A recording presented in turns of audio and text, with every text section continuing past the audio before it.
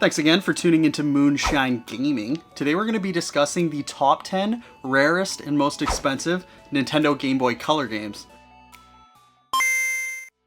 Now, as per usual, we have a couple parameters we're going to be following for this list. We won't be including any homebrews, case variants, or collector's editions on this list. And we will be using North American complete in-box pricing. So what this means is that the game case, instruction manual, any inserts, and the game cartridge are all going to be included for the prices on this list. So without further ado, let's get into it. First up, we've got Ghosts and Goblins. This is a side-scrolling platform game that was released in 1999. Ghosts and Goblins was originally released as a Japanese arcade game in 1985 under the name Makemura, and shortly after it released in US arcades under the name Ghosts and Goblins. In 1986, the game was released for the NES and eventually ported to the Game Boy Color, which was essentially a pixel-for-pixel port of the NES version. It stays very true to the original's gameplay while adding a password function to allow for multi-session gaming. This was way better than having to leave your console on for days at a time to ensure you didn't lose your progress. This story falls on the same line as most of the other games from that era. You play as a knight named Arthur, and you're on a quest to rescue a princess. You have a suit of armor that'll protect you from a single hit, but once you get hit, you'll lose your armor and have to attempt to complete the level in your underwear. And if you get hit again, you're done.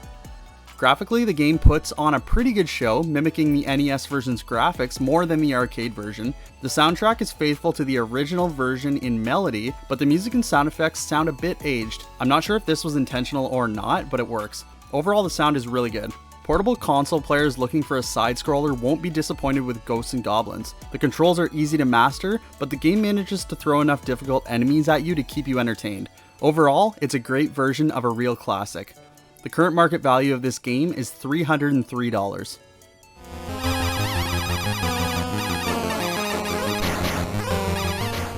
Next up, we've got Metal Gear Solid. This is an action-adventure stealth game that was released in 2000. Although this is a portable adaptation of the 1998 PlayStation game of the same name, the Game Boy Color version is not a direct adaptation, but instead acts as an alternate sequel to the very first game and takes place 7 years after the events of the original Metal Gear Solid. Metal Gear Solid preserves the top-down gameplay of its MSX roots while incorporating a few mechanics from the PlayStation game, creating not only a great Metal Gear game, but one of the finest titles on the Game Boy Color. Unlike its preceding installments, Metal Gear Solid uses a stage-based structure with a total of 13 stages. After completing a stage, the player's performance is graded from terrible to excellent. Much like the original Metal Gear Solid, the player's overall performance is graded with a code name after completing all 13 stages, with the code names varying depending on the difficulty level chosen at the start of the game.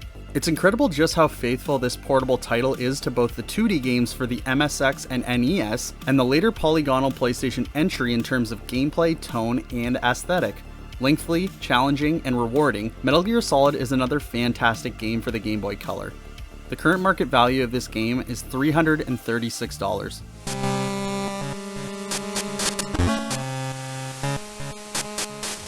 Next up, we've got Wendy Every Which Way. This is an action platform game that was released in 2001. The game centers on Wendy from the Casper the Friendly Ghost series, and Wendy accidentally opens her aunt's chest containing magical stones, which upset the gravity of a floating castle that crashes onto her house. The player controls Wendy through 4 worlds with 16 levels, with each world having 3 side-scrolling levels and 1 horizontal shooter stage. On the surface, it looks like a standard jump and shoot platformer, but the developers added a new element into the mix: gravity.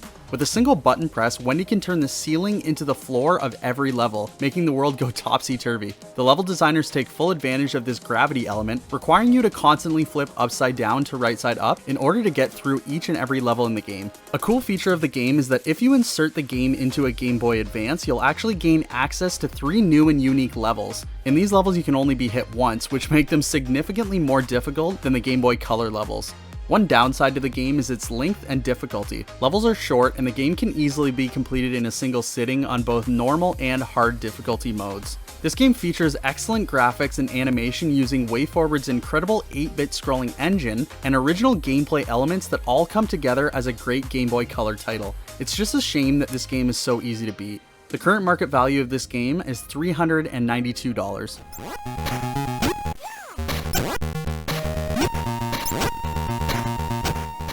Next up, we've got Survival Kids. This is an RPG/survival hybrid game that was released in 1999. You wash up on the shore of a deserted island after the cruise ship that you were on with your family sinks in a storm. Unfortunately, your parents are nowhere to be found. Starting off with only a knife and a broken radio, you've got to learn how to survive on this island until someone comes to rescue you. The game is in a top-down 2D view like most other adventure games from this generation, and you'll have to keep track of hunger, thirst, and fatigue meters, in addition to the traditional health points, which require you to accomplish everyday tasks such as eating, drinking, and sleeping, as well as hunting, gathering, and finding a place to rest. There's also an in-game item crafting system, and many elements in the environment can be picked up and collected, although most objects serve no purpose in their original form. However, with the item crafting system, the game allows the players to combine 2 or 3 objects in order to form things like tools, weapons, and other items to assist in the player character's survival. The appearance, both graphically and musically, is really charming. Regions are detailed with trees, bushes, grass, sand, and all other kinds of collectible objects, and the tunes are fantastic and perfect for setting the tone of the game. Although there isn't much of a story and very few characters to interact with, Survival Kids shows that a little creativity can go a long way. This addictive game grows on you after a bit of gameplay and will keep you returning until you find a way back home. Konami definitely took a risk with this game, and it paid off, as they produced an enchanting game which is a blast to play. The current market value of this game is $394.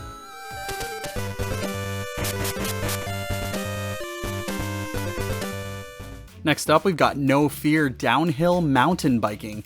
This is a 2D side-scrolling mountain bike racing game released in 2001. The game was originally released on the PlayStation 1 in 1999 and was ported over to the Game Boy Color 2 years later. There were actually versions planned for the Dreamcast and Microsoft Windows as well, but they were cancelled and never released. Races are often done head-to-head against AI racers. There are obstacles to avoid and a track to navigate. Due to the stamina meter in-game, pedaling at the highest rate all the time isn't possible, and you'll need to strategically decide when to use your speed and when to recover stamina. The graphics are decent enough for what it is, but the music is basically non-existent for some reason. There is some repetitive menu music, but no music at all when racing, just sound effects. I think adding in some music during the races would have been good.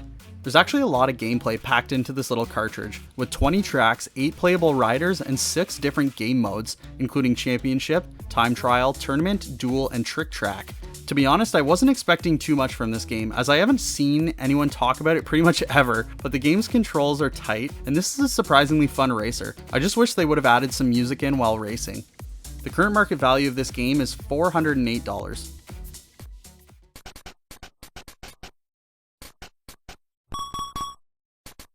Now for a quick word from the sponsor of this video. No, I'm just kidding. Obviously nobody's sponsoring this tiny little channel. But if you do enjoy the content, we put out video game related content every single Thursday, and you can consider subscribing to Moonshine Gaming to stay up to date with future videos. Back to the list. Next up, we've got Return of the Ninja. This is a platform game with stealth elements that was released in 2001. Although this was widely recognized as a spiritual successor to the 1990s game Shadow of the Ninja for the NES, it should be noted that it doesn't share any of the same staff as Shadow of the Ninja and was actually outsourced to another company called Act Japan. In the game, you'll take control of a ninja. Forgive me as I'm probably going to butcher these names. You can either control male Tasuka Cage or female Sayuri. Various special items called shinobi tools need to be collected to master the 5 arts of ninjutsu, which are earth, wind, fire, water, and heaven. Guards will be present throughout the levels and may alert other AI if they catch you, but can be avoided. The player's rank at the end of each stage is determined by how fast the level is completed and how many times you were spotted by enemies. Visually, Return of the Ninja is pretty average looking. However, one good thing about the graphics is that there's plenty of background variety, which makes it easier to navigate the open-ended stages. The music in game sounds fairly generic, with a limited number of tunes recycled throughout the various parts of the stages. Some of the aspects of this game make it seem like it was maybe rushed to market. For example, the quasi-stealth element of trying to avoid enemies. A lot of the times the enemies are just placed arbitrarily throughout stages and will spot you as soon as you enter the screen. It seems like the element was just thrown in, but the level design wasn't actually altered to take this into account. The game isn't that great and would probably be a pass from me. The current market value of this game is $506.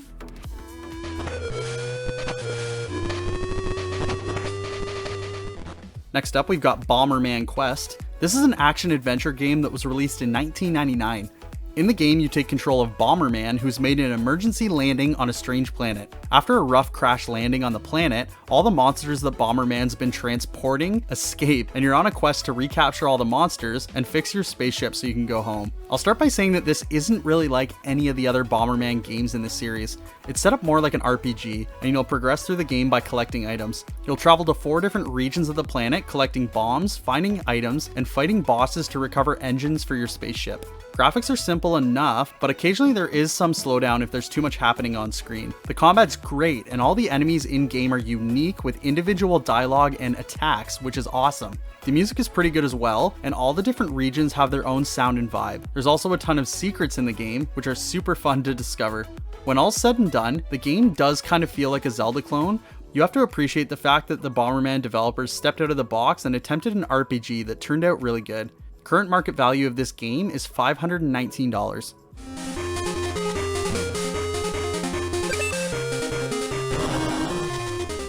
Next up, we've got Pokemon Crystal.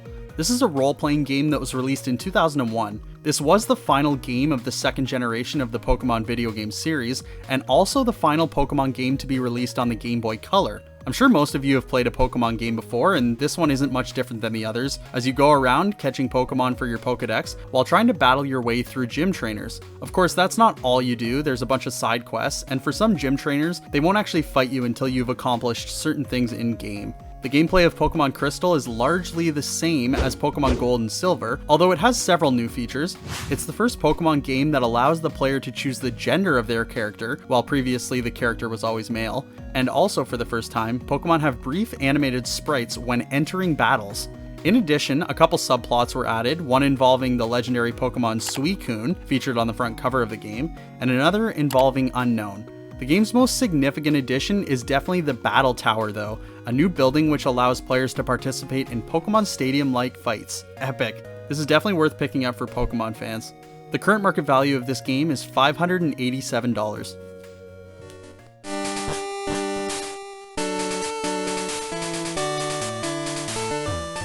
Speaking of Pokemon, you may have noticed this dope Halloween-themed Pokemon shirt.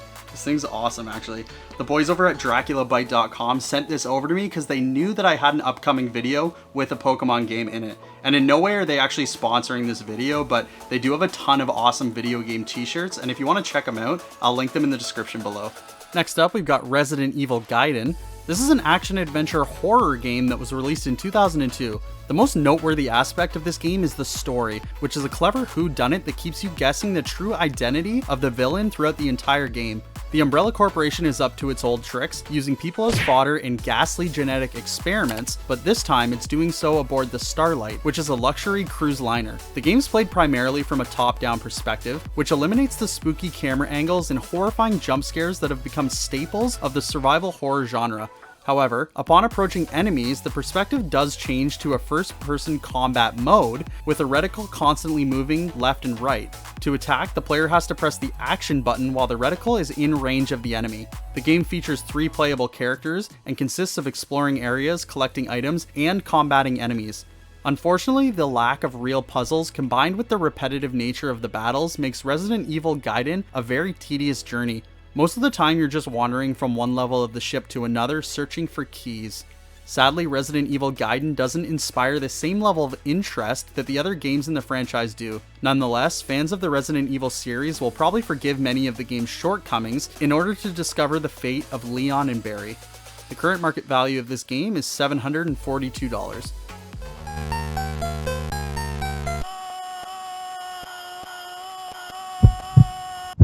Next up, number 1, Shantae. This is a side-scrolling platform game that was released in 2002. The game follows the adventures of the half-genie Shantae, who must travel across Sequinland, which is the setting of the series, to stop the evil lady pirate Risky Boots. During her quest, she learns various dances and acquires items which make her progressively stronger, as well as unlocking new abilities and location, leading her to ultimately face off against Risky in her hideout. One of the reasons this game is so obscure was because of its late release in the Game Boy Color's life. Most handheld fans had moved on to the Game Boy Advance at this point, which was released 1 year prior. One cool feature of the game is that the game features a day and night cycle, with enemies becoming stronger at night. Also, at nighttime, players can collect hidden fireflies, with a reward available for collecting them all. Similar to the game Wendy Every Which Way, which we spoke about previously on this list, when playing the game on the Game Boy Advance, you'll unlock some new stuff. You'll get some new items, abilities, and brighten the colors of the game. It's cool that the developers WayForward added these features into both these games. I guess they were trying to stay relevant with the Game Boy Advance fans. The graphics and character animations are incredible, and the levels are absolutely gigantic with several clever puzzle ideas throughout the adventure. The only small downside is that there's no auto mapping feature for these massive levels. I think that would have been a nice addition. The game is a wonderful platform adventure with excellent puzzle elements, as well as having tons of variety in its level and character design. Shantae looks fantastic and is definitely worth checking out for all platform fans. Keep in mind, this game was actually re-released on the Nintendo Switch earlier this year, so if you want to experience this game without having to shell out the crazy cost of this Game Boy Color cartridge, you can currently experience it on the Nintendo Switch. The current market value of this game is $2,818.